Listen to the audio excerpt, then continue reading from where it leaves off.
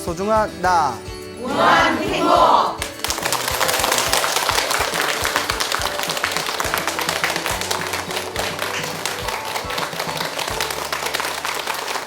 예, 만나서 반갑습니다. 예, 광우 스님이라고 합니다. 자, 오늘 또 여러분들에게 재미난 이야기를 들려드릴 텐데요. 여러분 혹시 용이라고 들어보셨어요? 예, 용, 이렇게 하늘을 날아다니는 용 있지 않습니까? 그래서 뭐 용 꿈꿨냐, 뭐 용 꿈꾸면 로또 사야지, 뭐 이런 얘기 있고요.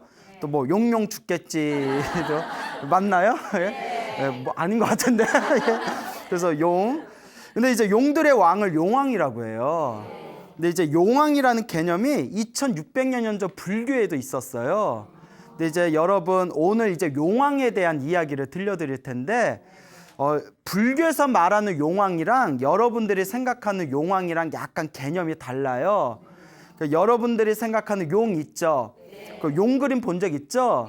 뭐 뱀같이 생겼는데 머리에 이제 뿔이 사슴뿔이 나 있고, 뭐 비늘이 잉어 비늘로 돼 있고, 막 수염 같은 것도 나 있고, 그리고 다리를 가지고 있잖아요. 네, 맞습니까? 네, 인도의 용은 나가라고 불러요. 뭐라 부른다? 네, 나가, 뭐 나가라는 거요. 예, 그 나가라고 부르는데, 그 인도에서 말하는 용은 우리나라에서 말하는 이무기에 가까워요. 그러니까 큰 뱀이에요. 엄청나게 긴 뱀, 다리가 없이 긴 뱀을 용이라고 불렀어요. 그러니까 우리 동양에서 말하는 이무기에 가깝죠.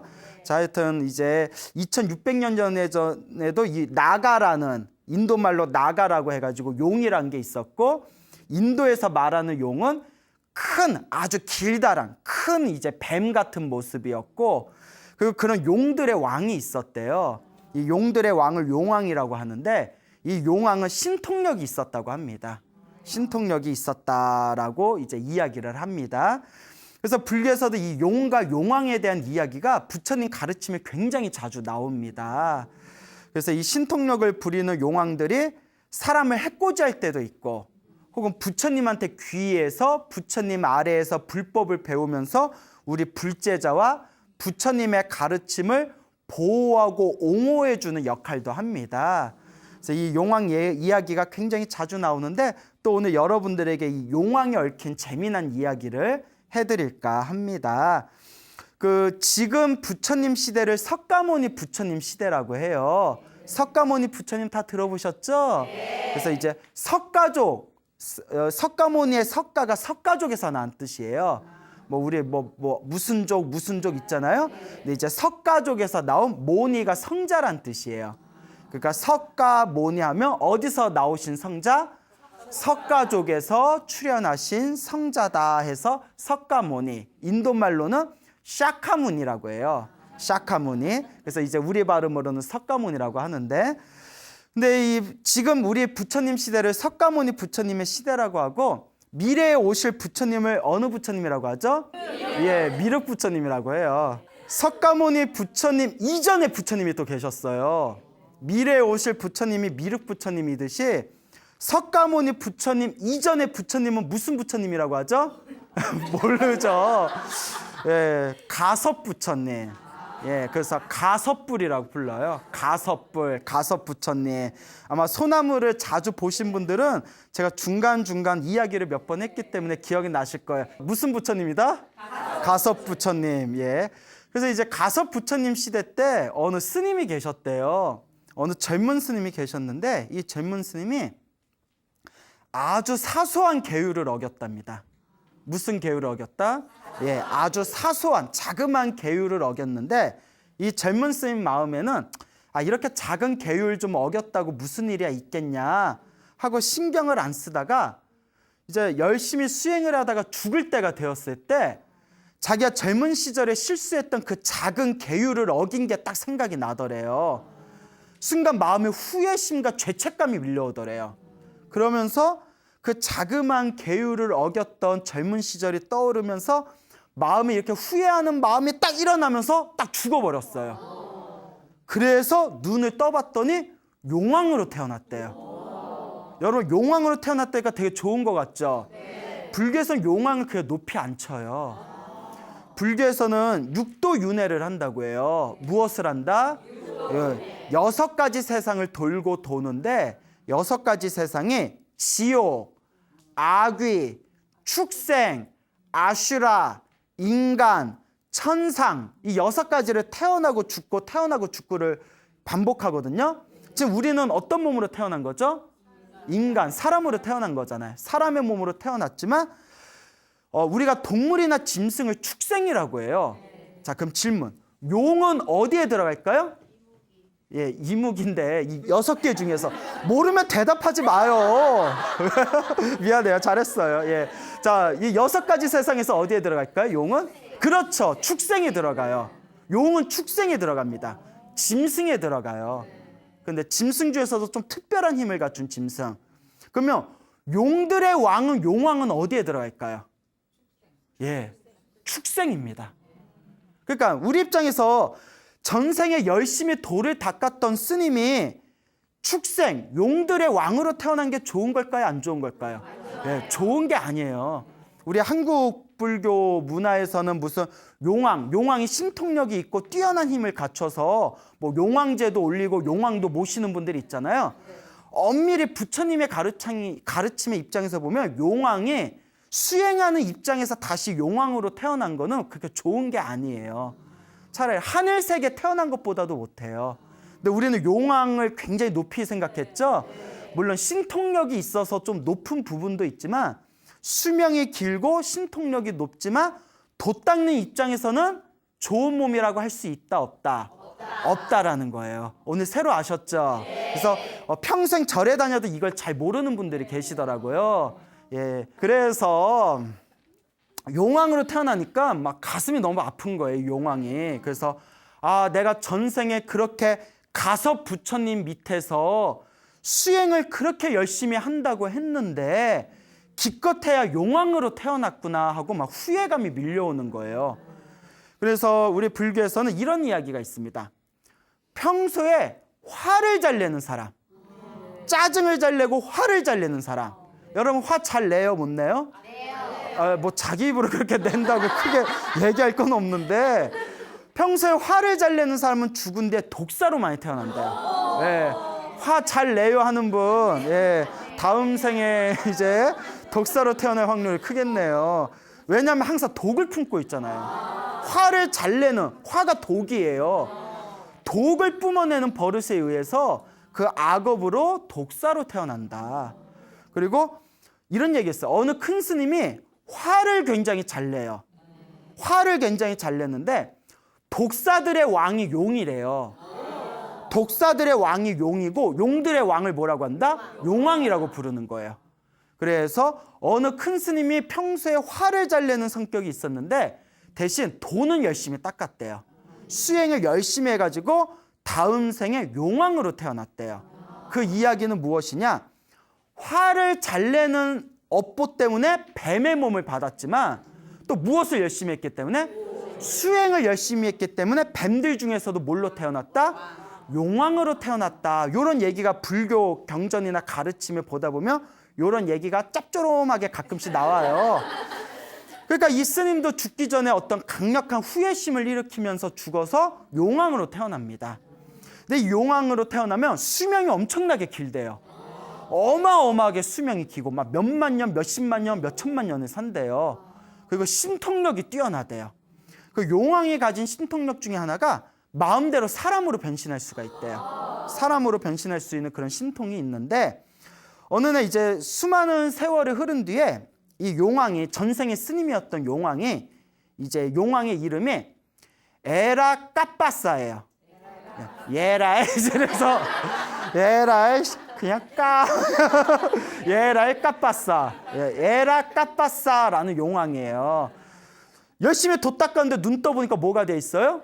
용왕이잖아요. 그래서 예라이 해가지고 에라 까빠사라는 용왕이 되었는데 어느 날 이제 용왕도 이제 결혼을 했을 거 아니에요? 이제 용왕이 이제 딸을 낳았어요. 이제 딸을 낳았는데 딸이 막 이제 춤을 추는 거예요. 딸이 덩실덩실 춤을 추니까 얼마나 예뻐요. 순간 용왕이 하염없이 이제 딸을 바라보면서 딸바보인가 봐요. 딸바보. 문득 이런 생각이 드는 거예요. 이 세상에 부처님이 출현하셨을까 안 출현하셨을까? 그러니까 가섭 부처님은 세상을 떠나셨잖아요. 그 다음에 이제 또 미래의 부처님이 오시잖아요. 가섭 부처님이 세상을 떠나시고 오신 부처님이 누구라고 했죠? 석가모니 부처님. 이제 또 눈치 없이 미륵 부처님 하는 사람이 있어. 아, 그래요? 자, 석가모니 부처님이 세상을 떠나시면 이제 누가 오신다고 했죠? 그렇죠. 미륵 부처님이 오신 거예요. 그래서 이제 가섭 부처님이 세상을 떠나시고 지금 미래 세상에 부처님이 새로 나타나셨을까 안 나타나셨을까? 내가 한번 알아봐야겠다. 그래서 내 딸을 아름다운 여자의 모습으로 변신시켜서 춤을 추면서 노래를 하되 4가지 질문으로 노래를 하자. 그리고 누구든지 오직 부처님만 알 수 있는 4가지 질문을 던진 뒤에 노래를 하면서 누구든지 이 질문, 4가지 질문에 완벽하게 대답하면 내 아름다운 딸과 내 재산을 다 주겠다고 사람들한테 내가 공표를 하자. 그래서 이 4가지 질문에 완벽하게 맞추는 사람이 혹시 있다면 이 세상에 누가 출현했다는 뜻일 거다? 부처님이 세상에 출현하신 뜻일 것이다 라는 생각을 일으킵니다. 그래서 이제 딸을 아름다운 여자의 모습으로 만든 뒤에 춤을 추게 하고 노래를 부르게 하면서 세상의 모든 사람들이요, 내 딸이 4가지 질문을 던질 텐데 4가지 질문에 대답을 한다면 누구든지 내 아름다운 딸을 데려가서 신부로 맞이하고 누구든지 내가 가지고 있는 전 재산을 다 주겠다라고 공표를 합니다. 그러니까 이제 남자들이 뭔데 딸이 얼마나 예쁜다고 딱 봤더니 예뻐. 남자는 똑같아. 예쁘다. 그 4가지 질문만 맞추면 되잖아요. 그래서 그냥 온 세계에 있는 사람들 다 몰려드는 거예요. 전국에서. 딸이 아름답게 딸이 춤을 추고 노래를 부르면서 다음과 같은 4가지 질문을 던졌답니다. 잘 기억해 보세요. 내 질문 던질 거예요. 자, 첫째. 어떤 것을 다스려야 진정한 왕이라고 하는가? 어떤 것을 다스려야 진정한 왕이라고 하는가? 둘째. 어떤 왕이 번뇌의 지배를 받는 왕인가? 어떤 왕이 번뇌의 지배를 받는 왕인가? 셋째. 번뇌에서 벗어나려면 어떻게 해야 되는가? 번뇌에서 벗어나려면 어떻게 해야 되는가? 벌써 헷갈려지죠? 어떡하냐? 나 질문 던질 건데. 막 긴장했어, 표정들이. 자, 넷째. 그러니까 이제 셋째가 번뇌에서 벗어나려면 어떻게 해야 되는가? 넷째. 어떤 사람이 어리석은 자인가? 어떤 사람이 어리석은 자인가? 자, 다 기억했죠? 네. 자, 첫째 뭐라고요? 어떻게든 좀 나오려고. 그렇죠. 예. 근데 이제 긴장하지 마시고요. 예, 다시 한번 말씀드릴게요. 어떤 것을 다스려야 진정한 왕이라 하는가? 둘째, 어떤 왕이 번뇌의 지배를 받는 것인가? 셋째, 번뇌에서 벗어나려면 어떻게 해야 되는가? 넷째, 어떤 사람을 어리석은 자라고 하는가? 이 4가지 질문을 던졌는데 아무도 용왕이 흡족할 만한 대답을 하질 못하는 거예요. 그래서 그렇게 수많은 세월이 흘렀대요. 수많은 세월이 흘렀지만 용왕과 용왕의 딸들은 신통력이 있어서 오래 살잖아요. 그러니까 그 오랜 세월 동안 보름에 한 번씩 보름달이 뜨면 이 용왕의 딸이 이제 춤을 추면서 이 4가지 질문을 던지면서 노래를 부르는 거예요. 누구든지 이 4가지 질문의 답을 맞춘다면 모든 재산을 주고 아름다운 용왕의 딸을 주겠다. 자, 그렇게 이제 오랜 세월이 지납니다. 그리고 비로소 용왕이 그토록 기다리던 부처님이 세상에 출현하셔요. 그분이 2600년 전 이 역사 속에 출현하셨던 석가모니 부처님이세요. 자, 석가모니 부처님이 세상에 다 출현하시고 이제 얼마의 시간이 지난 뒤에 어느 날 아침에 부처님께서 나무 아래에서 다 앉으셔서 지혜의 눈으로 세상을 살펴보셨대요. 왜 지혜의 눈으로 세상을 살펴보냐? 내가 제도해야 할 중생이 어디에 있는가? 나와 인연 있는 중생이 어디에 있는가? 내가 지금 도와줘야 할 중생이 어디에 있는가 하고 나무 아래에서 지혜의 눈으로 세상을 싹 살펴봤답니다. 살펴보다가 순간 부처님 지혜의 눈에 2명의 존재가 딱 걸려요.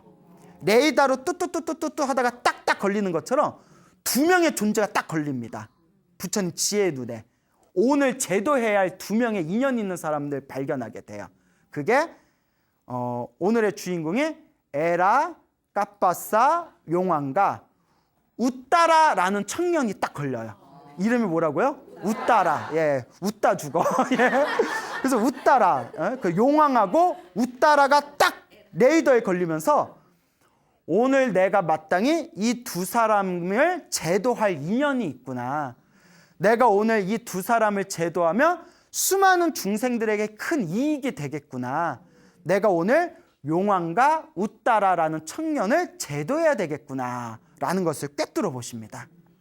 그 다음에 이제 자리에서 일어나셔서 웃다라라는 청년이 지나갈 만한 길목에 미리 딱 앉아 계셔서 시간을 다 보내면서 기다리고 있었대요.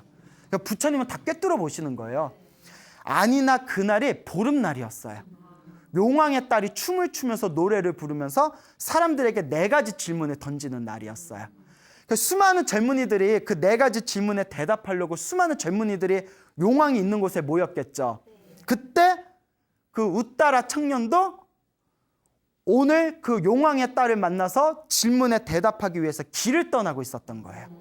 그러다 웃다라 청년이 길을 터벅터벅 걷고 있을 때 나무 밑에서 부처님을 만나게 됩니다. 부처님이 이미 다 알고 기다리신 거죠. 길목에. 웃다라요, 웃다라요. 그러니까 웃지만 말고 너 일로 좀 와봐라 이러니까 부처님이시여, 거룩하신 세존이시여, 어찌하여 저를 부르셨습니까? 하고 이렇게 절을 3번 올립니다. 그 부처님께서 그대는 지금 어딜 가는 길이냐? 부처님 이미 다 알고 계세요? 그대는 지금 어딜 가고 있는 길이냐라고 질문을 던지니까 이 웃다라 청년이 그 아름다운 여인의 4가지 질문에 대해서 대답하려고 길을 가고 있는 중이었습니다. 그 부처님께서 그 4가지 질문에 대해서 너는 무엇이라고 대답할 거냐? 그래서 준비한 대답을 했대요. 웃다라 청년이. 첫 번째 질문에는 이렇게 대답할 거고, 두 번째 질문은 이렇게 대답할 거고, 세 번째, 네 번째 질문은 이렇게 대답할 겁니다 했더니 부처님께서 땡 하셨대요. 너 그렇게 말했다가는 너는 바로 탈락한다. 그 부처님께서 원래 이러면 안 되는데 내가 답을 가르쳐 줄게. 내가 공짜로 가르쳐 줄게. 내 말을 잘 들어봐 하면서 웃다라 청년에게 그 용왕의 딸의 4가지 질문에 대한 답을 가르쳐 줍니다. 그래서 첫 번째 질문, 벌써 다 잊어먹었죠? 첫 번째 질문, 어떤 것을 다스려야 진정한 왕이라고 하는가? 그때 부처님께서 뭐라고 답변하셨냐면 육군의 문을 다스려야 진정한 왕입니다. 무엇의 문을 다스려야? 육군은, 자 따라해보세요. 안이비설신이. 예, 한문으로 안이비설신의라고 하는데 한마디로 눈, 귀, 코, 혀, 몸, 생각 6가지를 뜻해요. 근데 잘 보세요. 왜 이 6가지를 육군이라고 하거든요? 우리 다 눈에, 우리의 모든 생각이 눈으로 예쁜 걸 보면 눈에 홀리죠. 귀로 좋은 소리를 들으면 뭐에 홀려요? 귀에 홀리죠. 아주 향기로운 냄새를 맡으면 코에 홀리죠. 맛있는 음식을 먹으면 혀에 홀리죠. 뭐 야들야들한 촉감을 만지면 몸뚱아리 느낌에 홀리죠. 그리고 끊임없이 우리는 무엇에 홀리죠? 생각에 홀리죠. 이게 번뇌라는 거예요. 무엇이 진정한 왕이냐? 어떤 것을 다스려야 진정한 왕이냐? 안, 이, 비, 설, 신, 의. 육군이라고 합니다. 눈, 귀, 코, 혀, 몸, 생각에 속지 않고 이 6가지를 잘 다스리는 사람을 진정한 왕이라고 부른다 라고 답을 가르쳐 주셨고, 두 번째, 어떤 왕이 번뇌의 지배를 받는 왕인가 라고 했을 때 부처님께서 번뇌를 즐기는 자가 번뇌의 지배를 다스리는, 번뇌의 지배를 받는 왕이다. 무엇을 즐기는 자가? 번뇌를 즐기는 자가. 그러면 어떻게 해야 번뇌를 벗어날 수 있는가? 세 번째 질문이었죠. 번뇌를 즐기지 않으면 번뇌에서 벗어날 수가 있다. 그 다음에 네 번째가 어떤 사람을 어리석은 자라고 하는가? 번뇌를 즐기는 자를 어리석은 자라고 한다. 라고 네 가지 질문에 대해서 답을 하십니다. 그러니까 한마디로 모든 게 다 번뇌고 이 번뇌는 6가지를 통해서 나온다는 거예요. 눈, 귀, 코, 혀, 몸, 생각. 이 6가지로 인해서 펼쳐지는 번뇌를 어떻게 해야 진정한 왕이다? 다스리고 잘 조절할 수 있고 속지 않을 때 우리 인생과 이 세상 속에서 가장 위대한 왕이 될 수 있다는 겁니다.